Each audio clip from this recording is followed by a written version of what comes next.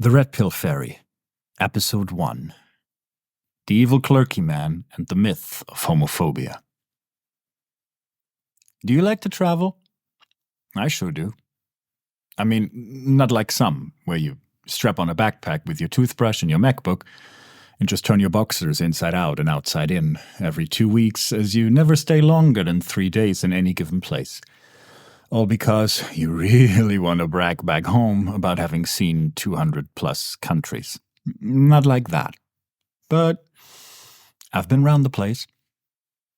Have you ever noticed that corner shop clerks seem to, more often than not, display this singular and peculiar attitude where they don't say a word, bag your stuff, take your money, hand you your change, all without ever taking their eyes off that little TV next to the register? Doesn't matter if that reflection you see in their eyes shows Takeshi's Castle, Keeping Up with the Kardashians, a Spanish telenovela, or a soccer game. Over and over they provided you with all sorts of starchy anti-food without ever knowing your face. As a German who was raised on the sentiment of, I paid you, now dance, which makes up a great part of that German charm that makes us oh so beloved and sought after in touristy places around the globe. Not. I used to take great offense at that. But then 2015 rolled along, and there wasn't a single second of good entertainment to be found. Plenty of misandric garbage full of annoying, strong female characters, but not a single second of entertainment. Which left me with plenty of time for contemplation. And as I contemplated, the reason to why I was suddenly revolted by the idea of ever setting foot into a cinema ever again, after a brief detour through the teachings of Jordan Peterson and the YouTube algorithm incessantly misconstruing him as some sort of pro-male figure, the likes of Barbarossa, Liberation Y, Sandman, and eventually Paul Elam were one by one presented to me in my YouTube feed. That was in late 2019. Let's just say when in March 2020 the world finally gave up all pretense that it's not beyond dysfunctional and beyond saving, whatever that means to the individual, I gave up all hope to ever return to the blissless life in blue pill la la land. You ever had your worldview shattered by something as seemingly benign as a YouTube video? I sure did. It didn't take a nasty divorce, it didn't take a false allegation, it didn't even take direct involvement by a card-holding member of the sisterhood. All it took was a deep-seated suspicion that something is fundamentally screwed and staggeringly awry between the sexes. Well, and having a can't say that on YouTube for a mother and a can't say that either for a father and 11 years of misandric unpleasantries in the German school system might also have had something to do with it.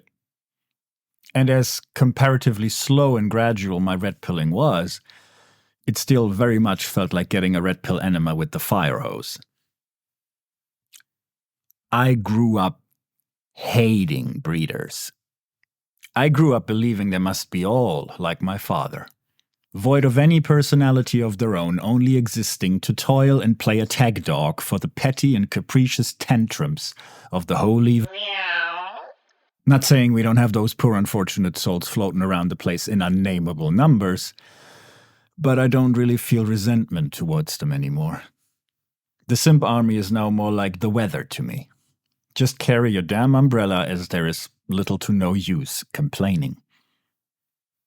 And as that metaphorical fire hose kept pumping me full of all those uncomfortable truths, my perception of the world was turned on its head. Have you ever pretended not to see the unkempt stranger trying to garner your attention on the street? Have you ever waved them off, hardly looking at them at all? I sure did. Today, that fills me with shame. Because once you realize you're a man, and so are they, suddenly my disdain for men was replaced with compassion. Compassion I used to reserve for the holy. in the same knee-jerk sort of fashion as any garden variety simp. Because believe me, not all of them want your money, and not all of them are off their face. They're just men. The men that this society that values things and appearances over truth and results has left behind. And all they really want is for someone to acknowledge their existence and indulge them in a brief and trivial conversation.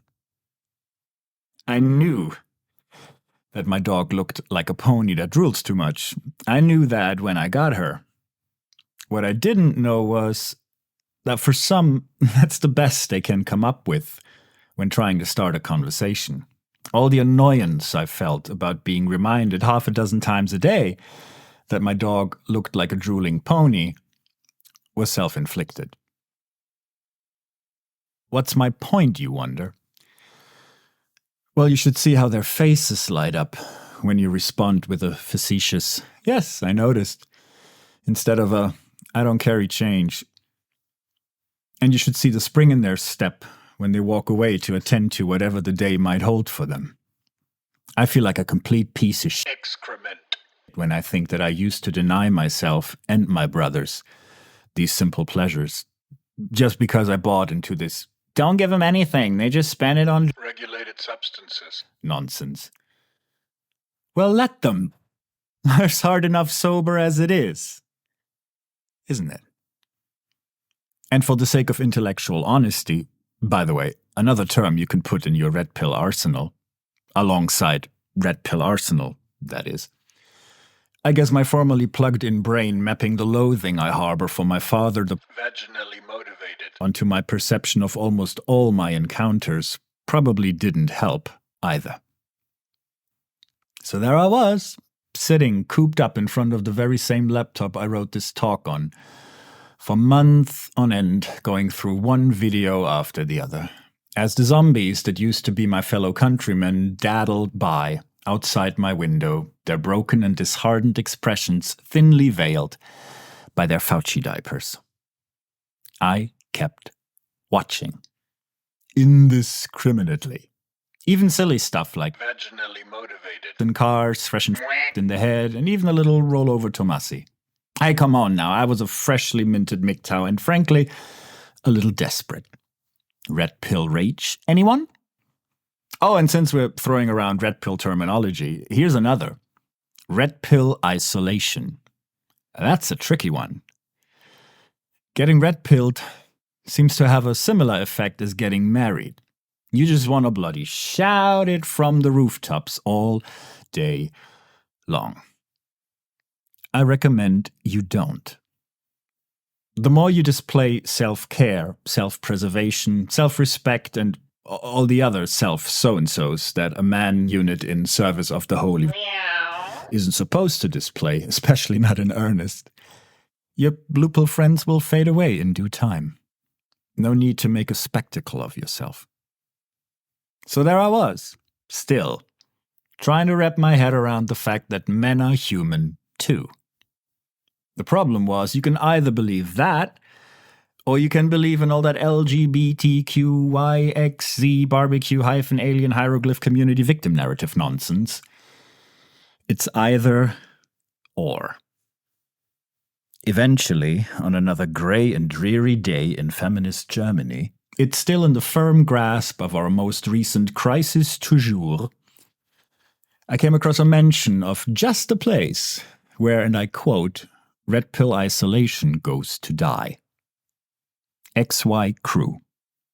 Link below. So I found myself a lost little adrift in the space between blue pill delusion and red pill philosophy. Once the biggest heterophobe imaginable, driven straight into the arms of the enemy by the realization that the celebration of victimhood that the rainbow crowd had grown into will lead me nowhere, but head first into a brick wall. Painted in hot pink and sprinkled with plenty of glitter, but, well, a brick wall regardless. It might have felt a little bit like Nora Vincent might have felt when she shrouded herself in the garb of the enemy to seek insight and understanding wherever it might lead her.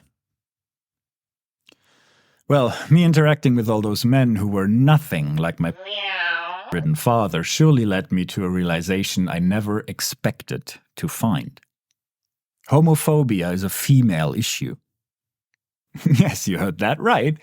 Homophobia is a female issue. First of all, no one is afraid of you. Most men really could not care less about where you stick it. You know what these loudmouth blue pill simsters care about? The disapproval of the holy and no one disapproves more of men that are immune to the siren song than women. Because we sing the song of freedom. We resemble the one thing women despise the most. A man having a good time without their involvement or approval. It's the women who shame these men into resenting you. They aren't scared of you hitting on them. They are scared shitless that they never hear the end of it from their female superiors should they get caught in the company of a outdated term for homosexual generally considered derogative. What, are you gay now? That's what fragile masculinity really looks like. They need compassion, not more animosity. Their petty girlfriends got that covered already. Well, since this is probably going to get me cancelled anyway, let's keep going. Those men who are still blue pill but carry themselves with a modicum of individuality, they aren't scared of you either. If you show up with your yoga teacher haircut, painted nails in mute pink to complement that pale yellow Ryan shirt over those eye cancer-inducing orange shorts, a dangly purse and an attitude as obnoxious and over the top as the term for sexually promiscuous female generally considered derogative who busted their apartment in a hissy fit last week, how could you expect them not to meet you with disquiet? After all, you're presenting as at least a mockery of women, at most as more one of Team than as one of them. They already had a tummy full of female nonsense. They don't need your fruity nonsense on top of it. You might think that's shallow, and maybe it is. But guess what, honey? Humans are shallow. Yes, you too. Now, what the fruitcake does that have to do with the XY crew? Well, 3 months I went and 3 months I LARPed as a breeder. And like Nora, I started to feel like a fraud. And I started to run out of gender-neutral euphemisms for boyfriend whenever the subject of my former relationships came up. How eerily similar their stories and mine ended up being might be a subject for another day. Needless, or probably rather indispensable to mention, those guys grew on me so quick and so fast, I was terrified of losing it all should come out that I, wasn't vaginally inclined after all. Nora said in her interview, and I quote, "They really showed me up as being the one who was being judgmental, because they were the ones who took me in." End of quote. Well, let's just say my little sexuality reveal celebration was the greatest anticlimax in Red Pill Fairy history. By then, it didn't matter, and I doubt it would have mattered at any other moment. I was already one of the bros, and so I should remain. Though it was as always humorous to find out who wouldn't have guessed in 100 years and who suspected me to be a descendant of Uranus the very moment they first laid eyes on me. I had befriended the enemy, and it turned out to be the most wholesome experience of my life.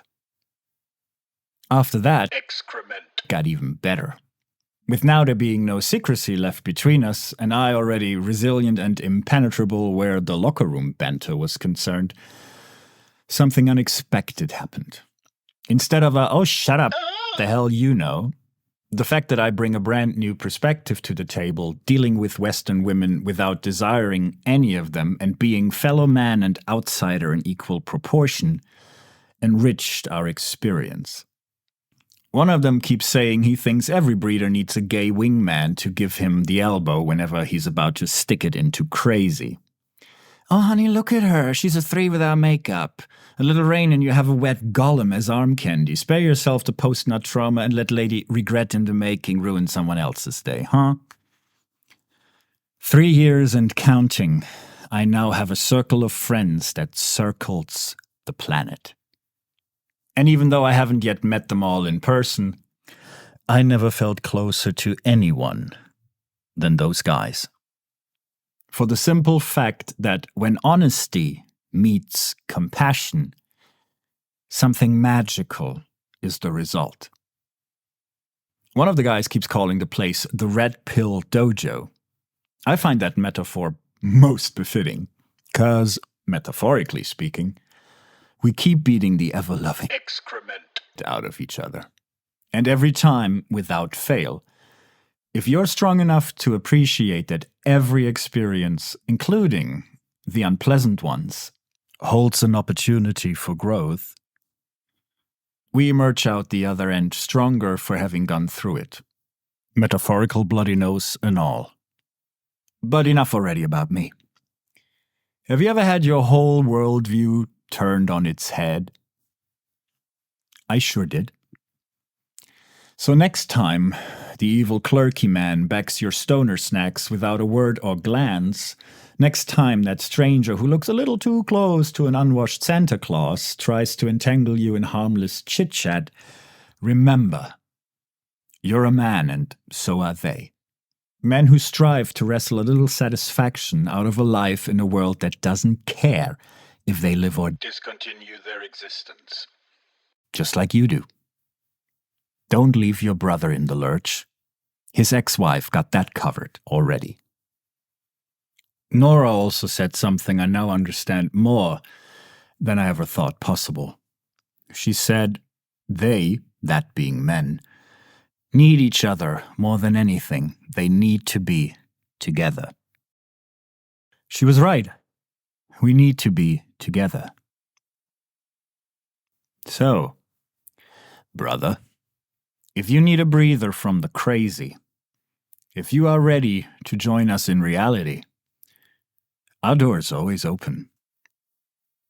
Thanks for listening.